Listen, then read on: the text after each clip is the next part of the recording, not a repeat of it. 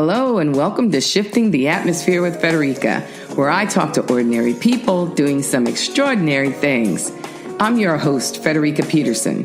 I'm a certified executive and life coach, business mentor, best-selling author, and adjunct professor.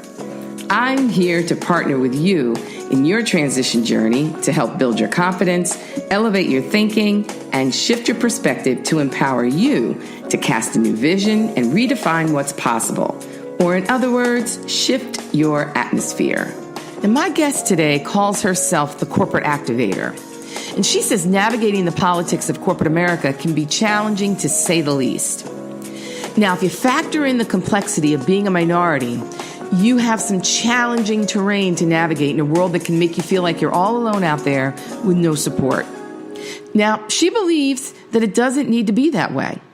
She knows the challenges all too well, and like many of us, has had her share of days when she felt isolated and alone in a world that can often feel overwhelming and threatening. She says her organization, the Corporate Alleycat, is a place where people can come and have real conversations about real issues, giving them access to the people with the experience and development that they need. Deborah Owens has had a front row seat to the unique experiences and challenges faced by people of color in the workplace. Her partnership with senior executives as a diversity and inclusion advocate, her role as a chair of an African American employee resource group, combined with her personal experiences, inspired her to launch the Corporate Alleycat and produce the first annual Performance Review Summit. Deborah believes in community and the power of sharing experiences, good and bad, strategies, and lessons learned to accelerate career growth and success. She's a proud Bison and holds a BA in economics from Howard University.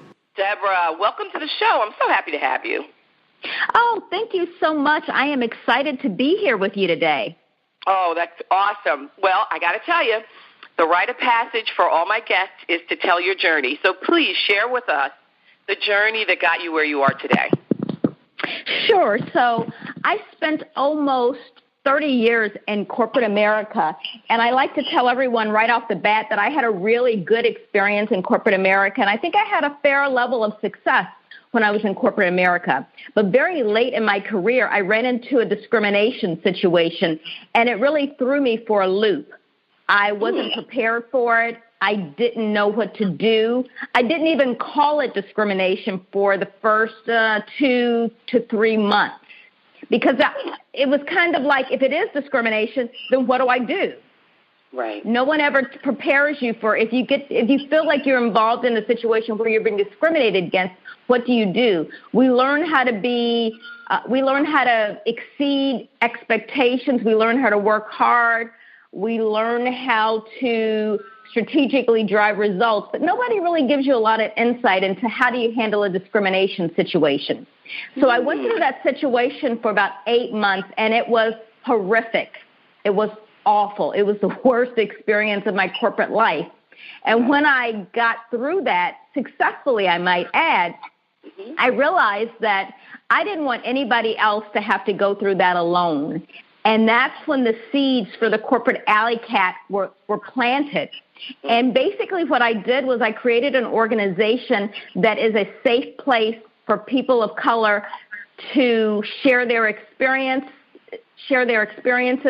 get guidance, get tools, get strategies, get access to corporate leaders and experts that they probably wouldn't normally have access to.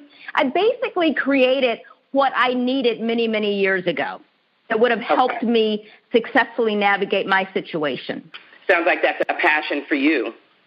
It is my passion. It absolutely is. I really consider it my ministry. My goal is to change the experiences of people in corporate America one person at a time.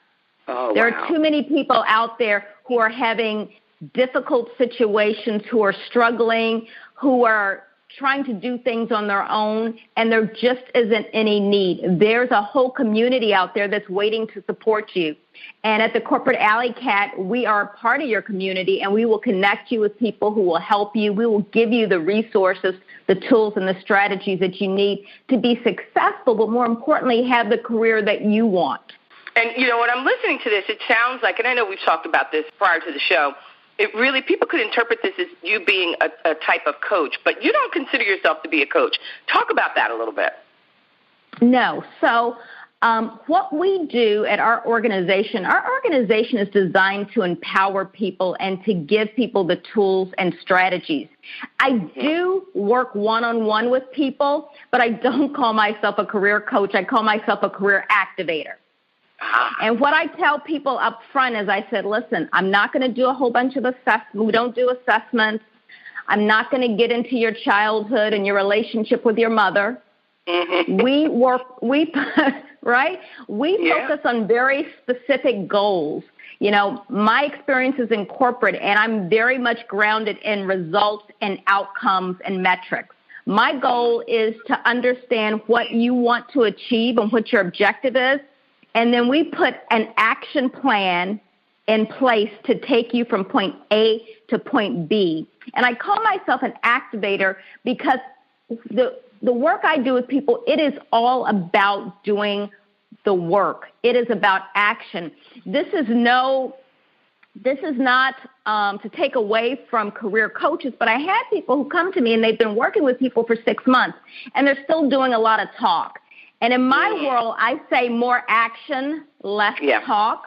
I have a client I'm recently working with, and I told her, I said, stop doing all this research. Stop with the computer stuff. You need to be in front of people. We are going to talk about the conversations that you need to have. We're going to identify the right people you need to be in front of, because a big piece of this is you've got to have relationships in place, and they have to be the right relationships. People have to see you. They have to know you. They have to experience you and all that you have to offer. And that does not happen at your computer. It doesn't happen in an email. It doesn't happen in a text. So a lot of what I do is help people activate. And what that really means is sometimes getting out of your comfort zone, doing things that you don't like to do, but things that will have an impact and will help to get you to that next level. And when I hear you explaining that and saying that word activator, I really hear connection, right? Because in order to activate something, there's a lot of times there's a connection that takes place. It's two forms of energy that come together and it makes something happen. Absolutely. And that is really what I'm hearing there. You know, it's really putting people to action, getting them connected, moving them out of their comfort zone. Because a lot of times they don't want to do because they're not comfortable doing. And a lot of times we're not comfortable doing because we don't know how. But it really sounds like you're able to bring those tools. So how did you develop those instincts to navigate the corporate terrain, and then in turn, how you're helping others develop those instincts? How'd that all happen? Well, you know, it's really interesting when I think back on my career. I've been fortunate, let me say up front, I've been fortunate that I've always had good people around me. But I don't think that was an accident, Frederica, because the first thing, the foundation of my success has always been hard work and being a consistent performer. And I think those words are really key, consistent and performance. I'm not talking about I had 2 good years. I'm talking about I had almost 30 years of consistent high performance. So right off the top, I think that I worked hard. Though back in the day, we didn't call it your brand, but I worked hard to have a reputation of somebody who brought value and had an impact. And I will tell you that people want to be associated with people who are doing good work. I always wanted my interactions with people to be pleasant, and I always wanted people to want to work with me, meaning I tried to create environments where it was easy for people to work with me. That doesn't mean that we didn't have disagreements and that we didn't see eye to eye on things. But the experience of achieving our shared goals, I wanted one to be a pleasant and productive experience for people. But here's something, as I was thinking about this, I thought back to the early days of my career, and one of the reasons that I was able to get my first promotion in such a short time was because I volunteered for a project that nobody else wanted. I was in a training class. It was like a year-long training class. And what they do is somebody from the training class has to do a presentation where you kind of sum up this whole year of training experience, right? So I was in a class of about, 32 people. Okay. And guess what? Nobody wanted to do it. And they were like, Debbie, you should do it. You're good at that. And I'll be honest, I didn't want to do it either. Right. Because it's not something you get extra points for, but it's extra work. Right. So I said, okay, I'll do it. And listen, I had to do this presentation, and I really worked on it. I didn't know who was going to be in the audience, but if I did it, I wanted it to be good. So I did something different with the presentation that people hadn't normally done. And lo and behold, the vice president of sales was supposed to be at that meeting, that presentation, and he couldn't attend. And the person who headed up our recruiting division came in his place. And afterwards, he said to me, I loved your presentation. I want to talk to you about a position on our recruiting team. Look at that. Right? Yeah. So nobody else wanted to do it. And I said, I'll do it. Mm-hmm. And then when I volunteered to do it, I did it to the best of my ability. Right. And because of that, I was able to present it confidently. Mm-hmm. And lo and behold, you never know who's going to be in the office. But here's what I tell people all the time. People are always watching you. Yeah. Oh, and so, are you kidding me? Absolutely. Oh, my gosh, Deborah, don't even get me on that. People are always watching. So here's what else happened. So it wasn't just this one-time thing. So now this guy can go back and he can talk to people who had seen me over the year and tell me a little bit about her. That's right. And they were able to say she always steps up to the plate. That's right. She does great work. And then that was in alignment with what he had seen. That's right. That's right. And that's how opportunities come about. Absolutely. You have to put yourself out there. Yeah, you are always interviewing. I have always said that when I was in corporate about the same amount of time as you were, and I always had large teams. And I used to always tell folks, the interview doesn't happen when you're now finally going for this interview. The interview has been happening all the years prior.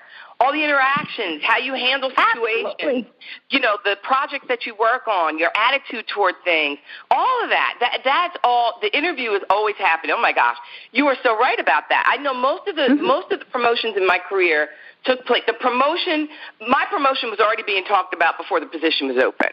And so like even the last 3 jumps that I had, which were pretty significant, my name was already put in the pot. It was just a matter of getting a phone call going, this position's coming out. I think you should apply for it. And people think that is like, oh, you know what, you're so lucky. You're not lucky. I took pride in the work that I did, to your point. You take pride in the work that you're doing, and you know that it is a reflection and representation of you. And I will say this, Deborah, and I would love to get your thoughts about this. I know that was instilled in me through my father, to have pride in whatever it is you were doing and to always represent yourself in a way that people will respect you. That was huge, hugely always, part of my raise, the process that my family raised me by. I don't know if that was something similar for you, but I know that was huge for me, and that's why it was always in my mind in the way that I did things and went about things. What about you? Absolutely. So that was. And I'm gonna make a universal statement here. I'm gonna say for most people of color, I think that's what you learn at the dinner table. You learn that you're gonna have to work hard. Mm-hmm. You learn that you're gonna have to be 2 and 3 times better than other people just to be considered good. Mm-hmm. You understand that everything you do is a representation of you. But, I think in many families, mine no difference. Not only is it a representation of you, but you're representing me. So don't go out there and embarrass me, right? That's right. That's right. That's right. So, right? You've got the weight of your whole community on you at all times. But what that did was instill a fear that, I've got to bring my A game every time because this is representative of me. But here's what I will say, Frederica, and here's where I think many of us missed the boat. What we didn't hear at the dinner table was how do you build and nurture strategic relationships? Right. How do you handle situations so that you set the tone and you show people how to respect you and interact with you and have boundaries with you? How do you learn how to ask for what you want?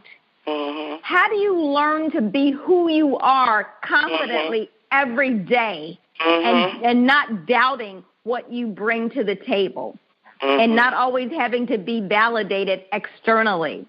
Right. So I think that we got part of it. Yeah. But there's another part that many of us didn't get, and I think that contributes to the difficulty in navigating the corporate environment because we're learning as we go. Oh, my gosh, yeah. And the cultures. Are you kidding me? And the cultures are different. You and I both know this, and I know that many of our listeners listening to this know this too. A lot of the promotions, a lot of the opportunities come about outside of the workspace or in those social atmospheres that we may not necessarily be invited to the table for. And so to your point, how do we navigate some of those relationships? Those of us that are really good connectors and have a really good people skills can do that with a little more ease, but there's a lot of difficulty there because it's a whole new culture that we have to learn. But those of us that don't have that may be smart as a whip, but just don't have those people skills, it's a struggle. And so what you're bringing to the table here, for me, sounds like that opportunity to get the stuff that you didn't get around the dinner table. And for those people that didn't get it around the dinner table, to get it there as well. Because you've got those of us that have been out there coming up alongside people and going, hey, listen, let me give you some wisdom here on how to handle this, how you might approach this, and how you might look at this differently, or here are some tools and resources, or here's a place that you can talk this out so you don't feel so alone. Is that sound right? Yes, that is absolutely what we do. And again, our mission is you don't have to do this alone. There's a community out there that wants to support you if we only know what you need. But I also want to go back to something that I think is a little bit of a misnomer, and that is, people skills. I will tell you, and I know a lot of people don't believe me, I have a very shy piece of my personality, right? So when I go out and I'm engaging with people, that's a skill that I had to learn. It is not always natural for me to go up to someone and say, hi, I'm Deborah Owens, founder and CEO of the Corporate Alleycat, blah, blah, blah, blah, blah, right? That is not always natural for me. So I think, I wasn't good at Excel until I started using it a lot. Right. And I think when we talk about networking and connecting with people, and I prefer to use the term building your community, because I think whenever you say networking, people start to feel like immediately people go, I'm not good at that. Yes. Or, I hate doing that. And I think as people of color, we are born into a community. And I'm going to venture to say, and I know people will challenge me, but I believe that most people have enough connections right in front of them to do what they want to do if they would only ask, right? Because my connection is expanded through my community. So I would encourage people to think about, instead of saying, I don't have anybody in my network, I don't have anybody to reach out to. Sure you do. Let's go with your church. For people of color, the church is often a place where we do a lot of our socializing. Many churches right now have career ministries, but it doesn't matter. People you interact with every Sunday at church, they go to work someplace, and they know people in a particular industry, and their connections know people in various industries. You have your immediate family, and you have your in-laws, and you have their friends and their connections. You have the schools that we attended. You have your career placement center. You have alumni networks that are all over the place. You have just good friends and their spouses friends and networks and connections. So you already have a large community at your fingertips. The problem is that I see with most people, we don't leverage it. Right. We don't leverage it. People don't know what we want. They may not know how. Absolutely. I agree. I think that's a big part of it. And, Frederica, what's really cool about the Corporate Alleycat and what really distinguishes us is that we focus on the how-tos, right? So you can go to conferences and you go to a lot of these places and they say you got to network or you got to document or you got to have that tough conversation with your manager. But nobody else ever tells you, well, what do the words look like? What does an effective conversation look like? What should I be saying? What questions should I be asking? That's where we take it. We go deep into the how-to. Yeah. How do you you're more likely to do it. Yeah. Absolutely. Yeah. And one of the things that for the people I work one-on-one with that they absolutely hate, Frederica, but that I always make them do is we do a lot of role playing. I never send people into conversations cold because it doesn't matter. There are sometimes I think for people who are natural connectors, sometimes I think that doesn't always work in your favor, right? And the reason is because you feel like you're really comfortable connecting, but that doesn't mean you're going to have a productive meeting or you're going to get the outcome you're seeking. Right, the strategy of it, yeah. Exactly. And so I spend a lot of time with my clients on strategy because a lot of times people will say, well, I talked to so-and-so. I said, well, did you get this information? No. Well, is this going to happen? Well, no. Well, what did you talk about? Right? So you have to go in there with a plan. We are very strategic. I don't care if you're going to talk to your mother-in-law. Right. We're going to role play that to make sure you get the information you need that will allow you to be able to act and will move you closer to your goal. Yes. And on that note, we have to take a break. This is actually a really good conversation, and I know people are really hanging on here. This is a lot of good content. But, Deborah, I want folks to know, how do they get in touch with you? How do they get involved with this Corporate Alleycat? Please share your contact information. Well, the first thing is they can go to our website, www.corporatealleycat.com, and I want to encourage everyone to sign up for the newsletter. You can connect with us on Facebook. You can connect with us on LinkedIn and on Twitter at Corp, C-O-R-P, Alleycat. And they can also reach out to me via phone at 844-692-5539. You can reach our offices through that number. So we are everywhere because we want to connect with you. Awesome. Thank you, Deborah. You're listening to Shifting the Atmosphere with Frederica, and we will be back in just a moment. Hi, this is Frederica Peterson, host of Shifting the Atmosphere with Frederica.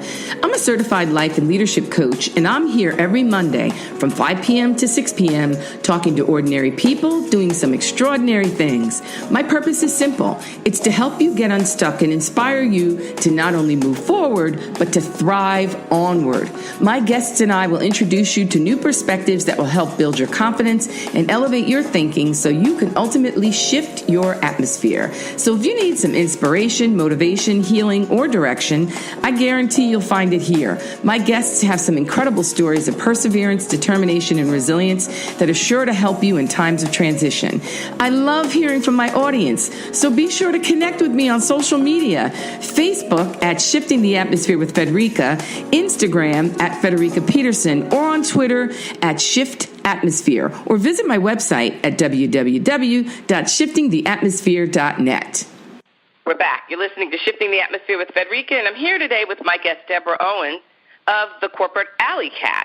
And we were having a conversation around making connections, building your support network, learning how to, as Deborah coins it, and I love this, building your community to help you in that whole corporate environment. Now, one of the things that I definitely wanted to talk about, too, because I know that this, in the beginning when you were giving the background in your journey, it was really a stressful time for you. Because you were dealing with some very, very stressful discrimination issues that really hadn't happened in your career. You'd been out there for a long time. And stress in the corporate world is very real, and I can attest to that because I have my own stories. And it can jeopardize your health if you're not careful. So what was your experience dealing with the high levels of stress, and how did you manage it? Well, I can tell you that I didn't manage it well. Okay. So that was something that I learned later in life, but particularly when I was going through my discrimination situation, I lost 20 pounds. I was on medication for stress. Wow. I was not sleeping. And I was just a mess. Now, here's the thing. Anybody who knew me during this time would have never known all of those things were going on, because I think particularly as people of color, but more specifically black women, we're always going to look fabulous. you will never know that we are hanging on by a thread. Right. And that, I think, has helped us, but I think it also hurts us. Mm-hmm. So I did not handle it very well at all. But what I can share, Frederica, is what I learned from that experience. Okay. And that is, if you are going through a stressful situation, get help. And one of the things I always recommend to people is, there is no shame in having somebody to talk to. Get a therapist. As people of color in corporate America, that can be your best friend, right? Get a therapist. I mean, people don't like to talk about that, but listen, you're constantly under stress. And I think as people of color, something we don't talk about is you never really feel quite safe. Right? You never get there, right? So I would say get a therapist. Make sleep non-negotiable. There are a lot of stressed out people who are sleep deprived, and that will show up in different ways, and that will do real harm to your body. Absolutely. If you have to, I was really resistant to this during this time because I actually did see someone, and she was like, I think you need to take time away from your job. I said, absolutely not, because in my mind, I would feel like I was losing this battle, and that wasn't going to happen. Right. That was not a smart decision. I probably, if I had to do it again, I might have done that. Remove yourself from your situation if your health is at risk. Right. And the last thing I would say is put your health first, period. You can always find another job. Many of these large corporations have great programs that allow you to take time off. And don't feel any shame in that, because here's something that's not talked about. There are a lot of people who take leave for various reasons. You paid into these benefits. They are there for situations like those. Use it. And that's a talk somebody had to share with me very late in my career. Yeah. And the second time around, I did listen. It's true. We feel like when we leave, we're losing our control. And another thing, too, people, and I know my listeners know that I have talked about this till the hills come home, but we get caught up in our identity in our job. And absolutely. So it becomes when we get these situations, these unexpected situations that come along, it is part of now our identity. We are being rejected. We are not enough, whatever that thing is. And so on top of the stress, we now are identifying with all the negative behaviors that are happening. And what happens when we start to do that, it exacerbates the whole thing, because your attitude changes, how you react changes. You almost take these things as if you deserve them. And it's funny about the human psyche, because I'm a psychology major, and so this is all my gig. And if you will allow people to pull you down, they'll do it.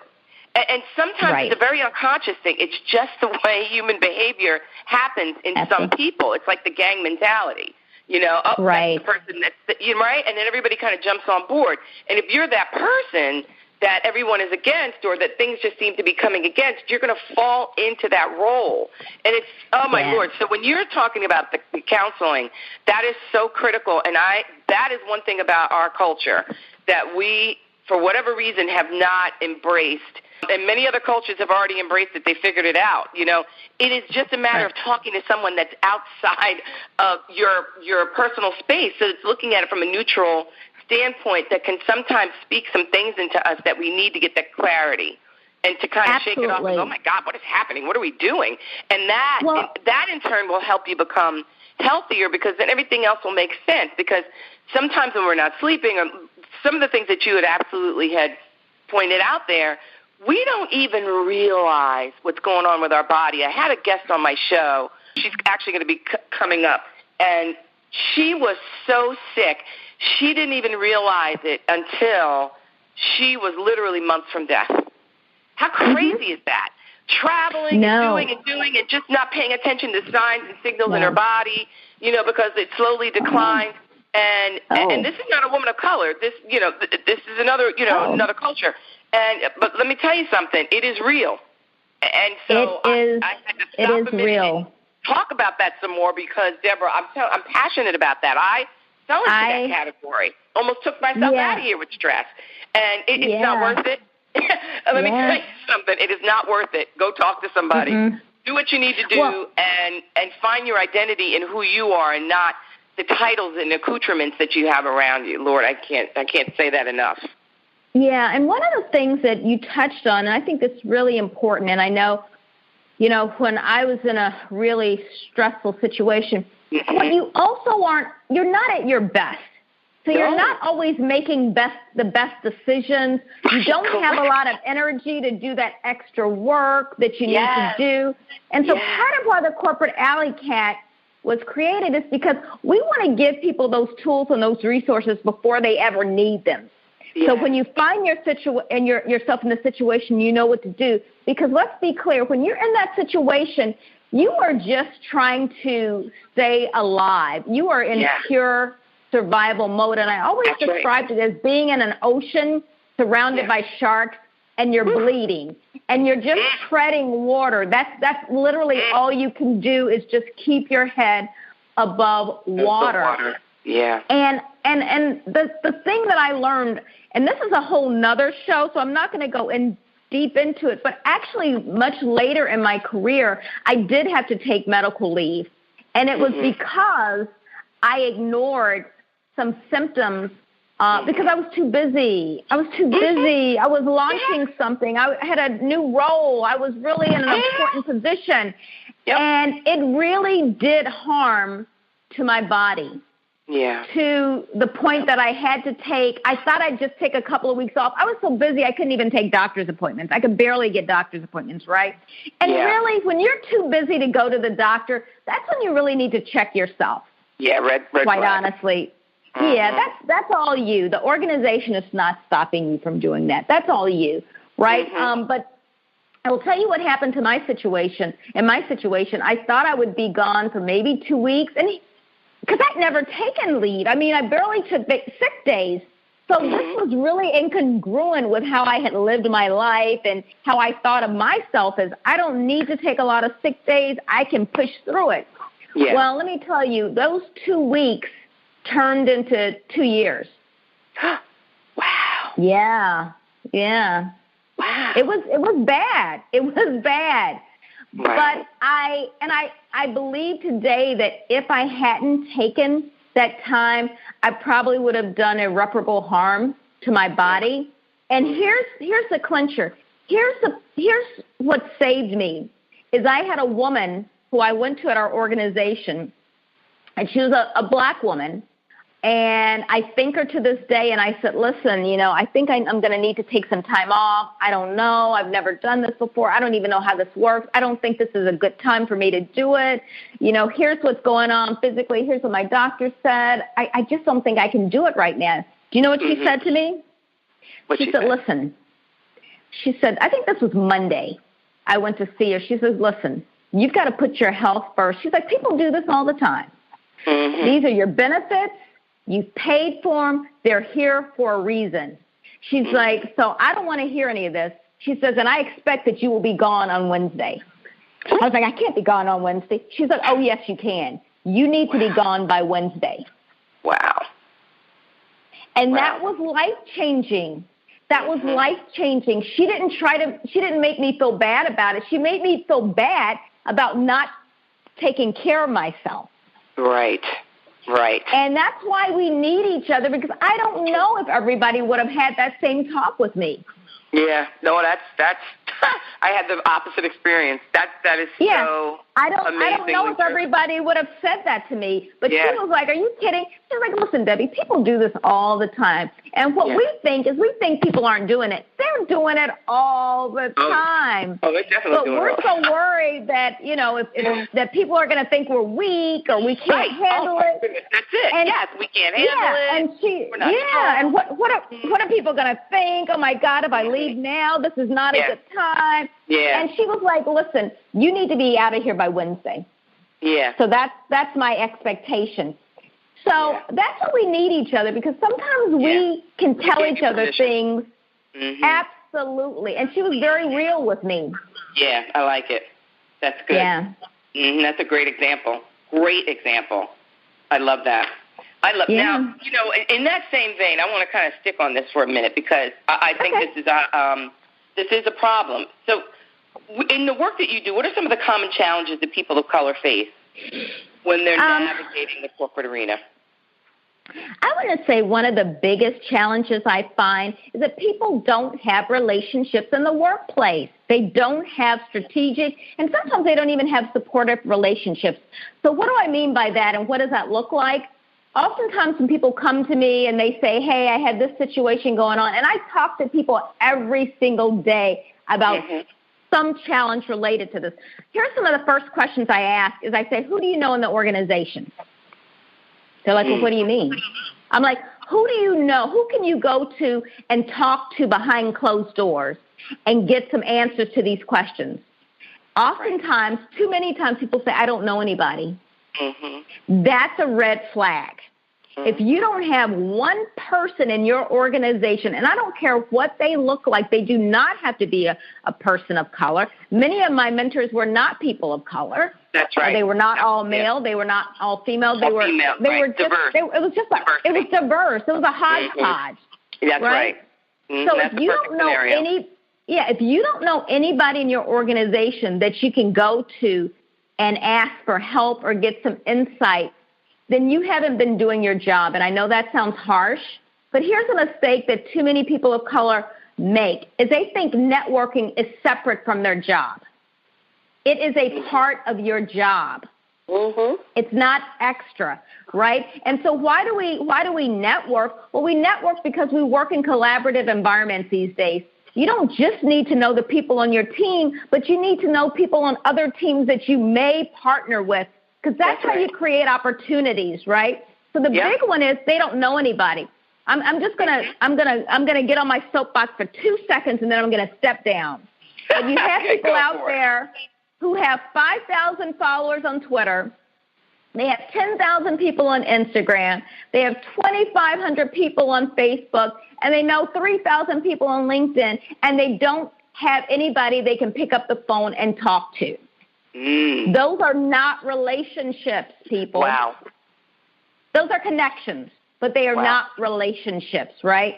So you need to be clear about what a relationship is. If you are listening in the audience today and you don't have one person you can go to in your environment to talk to, it doesn't have to be a higher up. It can be a peer. It can be a colleague, because not everybody has to have a title to be helpful and supportive and to be able to give you the information. It may be the person that's been around for 15 years and knows where all the dead bodies are, and they know the relationships and why people are connected, because that's important information that you need to be able to understand. So you need to have strategic relationships. The second thing is I talk to a lot of people who are uncomfortable talking to white senior leaders, particularly white male senior leaders. Now, I know people don't talk about this a lot, but part of the Corporate Alleycat, Frederica, is we want to put this out there. People are uncomfortable doing that. They don't know what to say. They don't know, what that conversation looks like. Absolutely. And I get why you would be. I get that, because you feel like this person may be judging you, and they very well may be. So, what do I say, and how do I not only build that relationship, but how do I sustain it? And if I could, Frederica, I'd like to give a really quick tip to folks. If you're out there, think about somebody in your organization whose career you've admired. It doesn't have to be somebody that you want to be best buddies with or you want to go out for drinks with, but somebody that you've just been impressed with. The way they carry themselves, the way they presented, their strategic insights. If there's somebody like that, reach out to them, whether that be in person or via email, and say, hey, I've been following your career. I've always been impressed by X, Y, and Z. Give them that compliment. I'd love to sit down with you for 15 minutes for coffee to hear more about how you were able to navigate this industry so well, or whatever, but something along those lines. You'll be surprised. Most people will not say no to you. And when you go and you sit down with them for 15 minutes, don't stay there for 45 minutes, because the goal is, if you're enjoying this interaction, is to get another meeting. So just 15 minutes, and then say, wow, this has been great. It's been so insightful. I'd love to do this again. I'd love to, I'm working on X, Y, and Z project. I'd love to get your insights for another 15 minutes if you're available. Most people will say yes. Some will say no. That doesn't mean that they are not interested in you. It just means that they may not have time. And sometimes, yes, it may mean that they didn't really feel a connection there, and that's okay. The other thing I would say is around feedback. I would say people aren't asking enough questions and not enough specific questions. What do I mean by that, and what does that look like? Oftentimes people get feedback, and it's not positive. It may not be super negative, but it's not the feedback you expected. It's not favorable. And oftentimes we listen, and we don't ask any questions. So here's what you want to know. If somebody comes to you and they say, hey, we've been getting some reports about X, Y, and Z, well, what type of information? What circumstances? Who did this come from? Are we talking about one person? Are we talking about 7 people? And more importantly, what was the impact of this feedback? Did it prevent me from being able to do my job? Did it make somebody feel bad? Did it change the outcome of the meeting? Because if it really didn't have an impact, I want to know why you're sharing it with me. Right? So some of it may be stylistic types of things. So we don't ask enough questions, right? And the other thing I noticed is that I think I did a blog post once called, are you still mad about that job, that promotion you didn't get, the one you didn't ask for? So again, ask for what you want. And to your audience listening, if you have a career goal or you have a promotion in mind, I want you to ask yourself, how many people beyond my manager know about my career goals and plans? Because if it's just your manager, then you have some work to do. You need to let other people know what you're interested in and what your plans are. So when they see opportunities, they take them. And the last one I just want to really reiterate is exposure. People need to know you, so you've got to connect with people, and they need to see your work. I've had some people say, well, I don't like doing presentations. Well, if you don't like doing presentations, that's probably because you may not be good at, you may feel that you're not good at them, then take a class, right? Get the skills, practice, because people need to see you. And I'll give one really quick story for Drika. I did a presentation at one of our really large national meetings. Now, here's the clincher. My boss's boss's boss came to me the day before at the end of the day and said, hey, I want you and so to present, because you guys are working on this. You will really be better to do this. So literally, we only had probably between the two of us maybe 8 minutes, but it's last minute. And I said, sure. So after he mentioned that, we had to go straight to the stage to rehearse. Of course, we don't have anything to rehearse because we've just been given this project. And my rehearsal was okay. It wasn't great because I'm still trying to figure out what I'm going to say. I mean, literally, I just got this information. So what did I do? I got together with a colleague. I mapped out what I wanted to say. I practiced late into the night. I got up on that stage, and I killed it. Now, 3 years later, people were still talking about that presentation. It was 5 minutes tops. Wow. Now, people would say, but people would say, oh, well, you're so natural at that. Well, no. What people didn't see was I went to a colleague. I said, listen, I'm going to need you to help me with this because I'm going to need to bounce some ideas.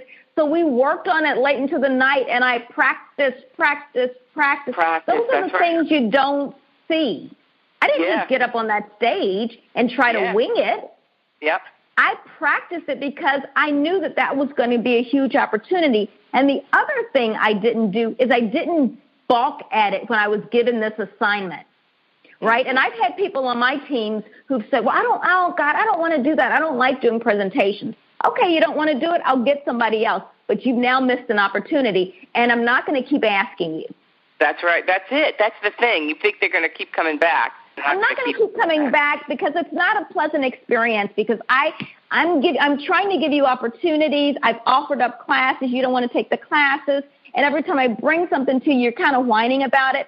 I'm going to stop asking you. And that's what the organization won't tell you. They'll just stop giving you those opportunities. That's true. That's true.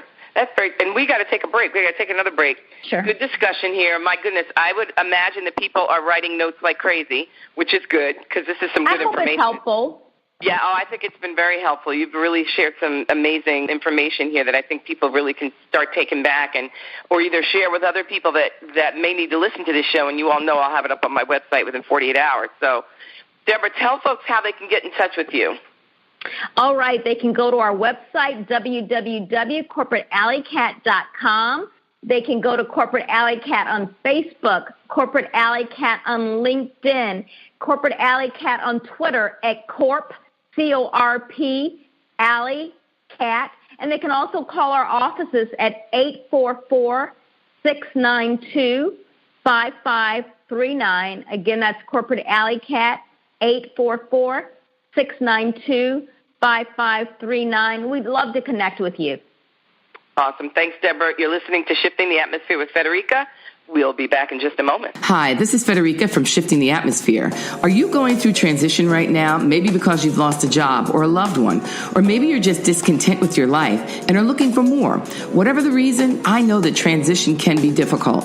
To help you in this season, I created a workshop to give you the tools and training needed to navigate transition in your life.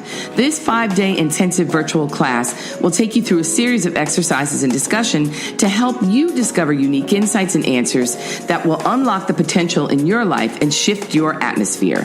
The best part is that the class is all self-study, so you can attend at a time in the day that's convenient for you. Every morning you'll receive a new video lecture with assignments for the day, and I'll be online throughout the day to guide you through the process and provide one-on-one support. All of my listeners are eligible for a 10% discount by using the code STA17. So for more information, visit my website at www.shiftingtheatmosphere.net. We're back. You're listening to Shifting the Atmosphere with Federica, and I'm here today with my guest, Deborah Owens of the Corporate Alleycat. And boy, Deborah has really been giving you guys some great information here about how to navigate the corporate terrain and really navigating your career. So I encourage you, if you did miss the show, to check it out on the website in the next 48 hours or so. But I want to keep this conversation going.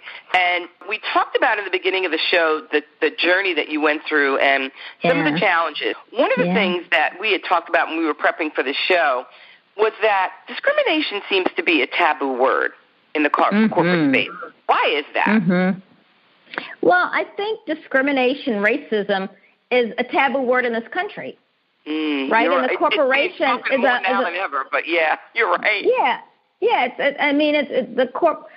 Corporate is just a microcosm of the larger society.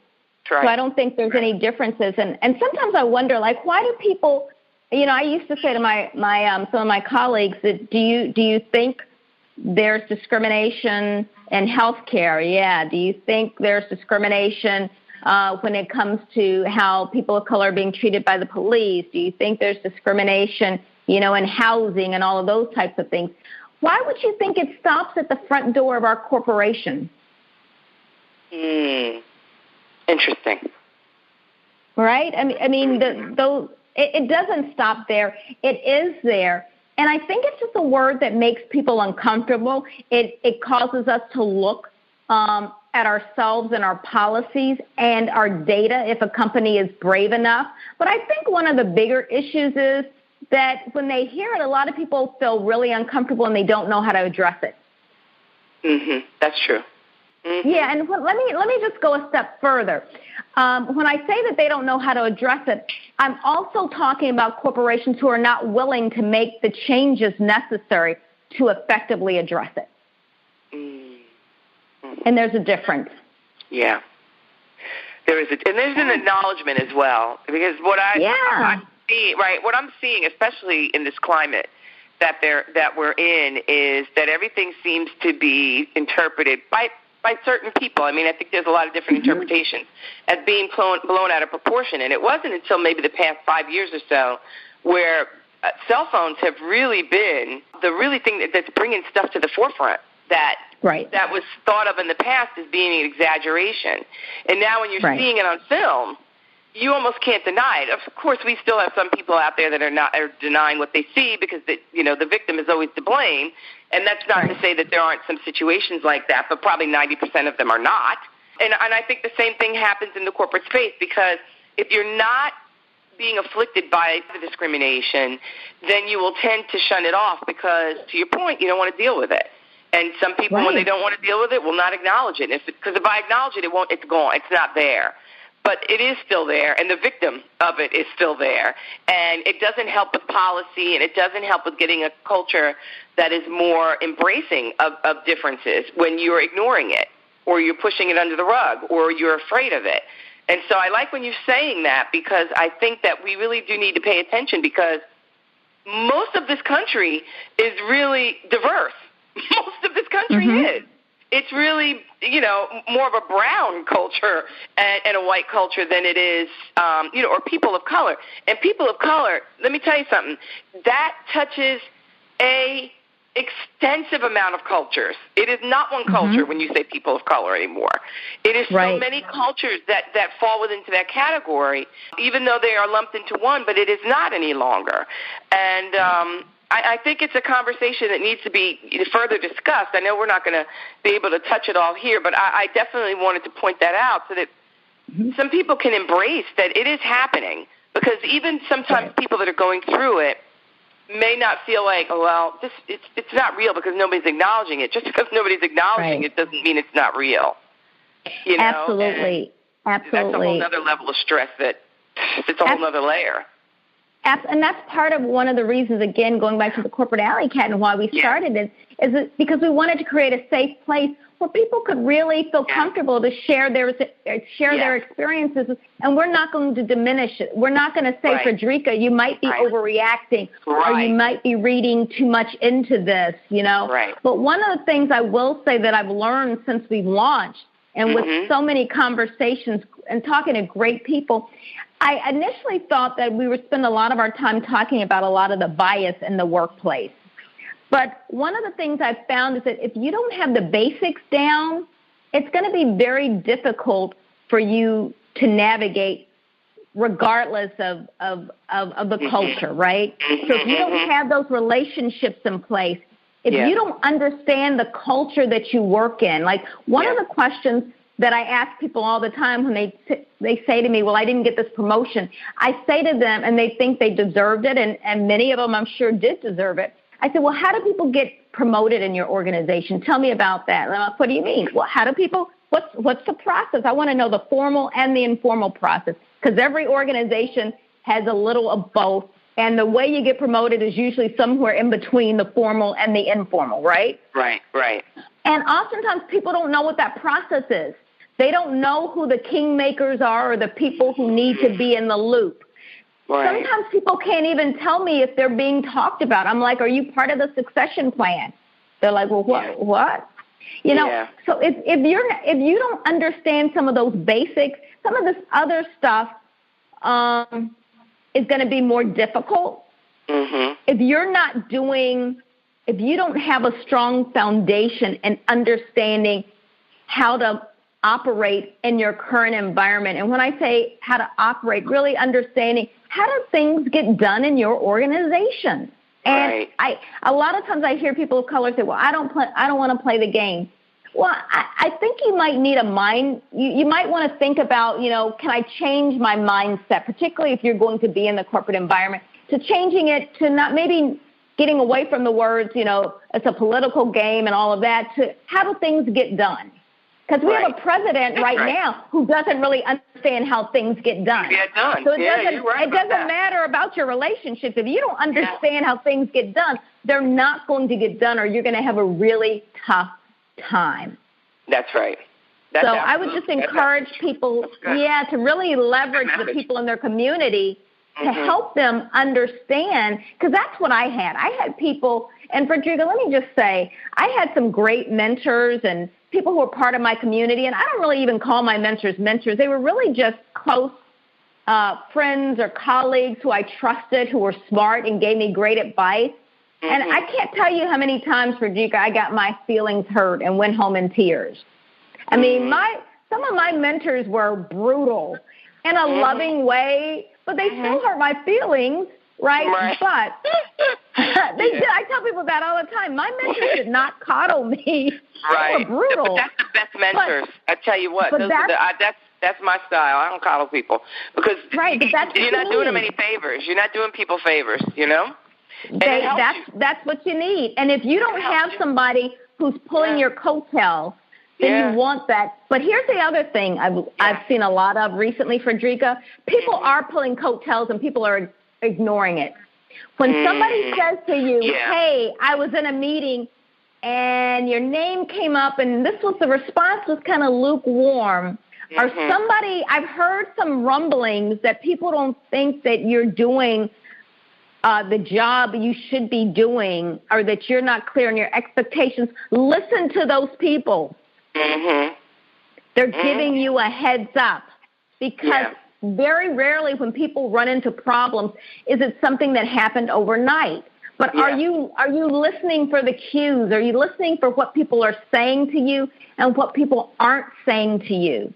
And if someone hasn't had a conversation with you recently about what you want to do next, they're not invested in you. Yeah. That's a hard reality, right? You can still bring up the conversation. You can still bring up that conversation. But if people aren't asking you, what do you want to do next? Or what are you interested in? Or people haven't, if it's been years since somebody's brought you an opportunity, that's a red flag. That is not a good sign. If you haven't gotten any feedback, it doesn't mean you're doing a good job. It may mean that people just aren't invested in you. That's it. And that's not where you want to be. And I know that sounds harsh, but my belief, Frederica, is if we don't have this conversation with each other and we don't tell each other the truth or what could be the truth, nobody else is.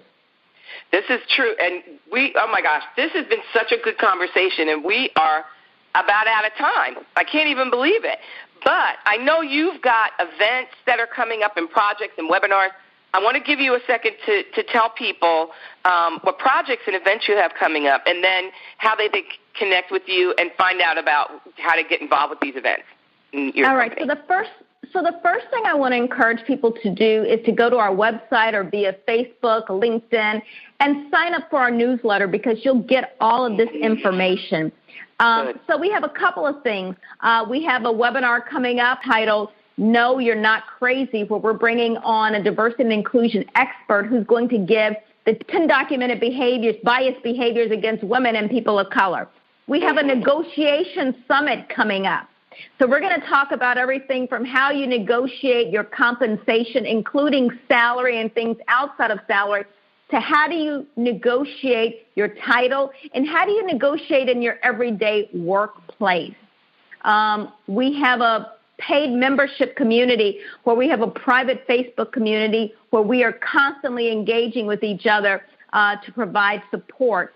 So we have a lot of different things that are coming up, and the best way is to really just make sure you're signed up for our newsletter, because you'll get the heads up on all of our great speakers.